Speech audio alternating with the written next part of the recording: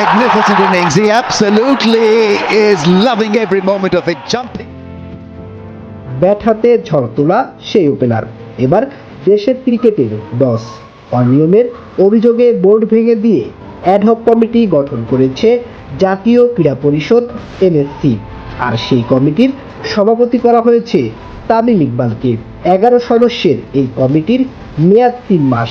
দায়িত্ব নতুন নির্বাচন আয়োজন এবং বাংলাদেশ ক্রিকেট বোর্ডের দৈনন্দিন কার্যক্রম পরিচালনা।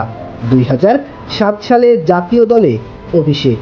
দীর্ঘ ক্যারিয়ারে প্রায় 15,000 রান। 2023 সালে অবসরের পর মাত্র 3 বছরেই এত বড় দায়িত্ব।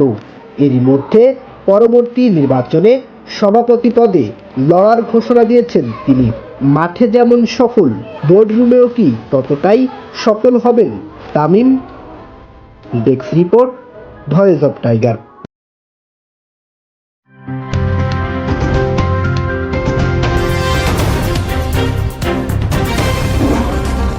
Voice of Tiger.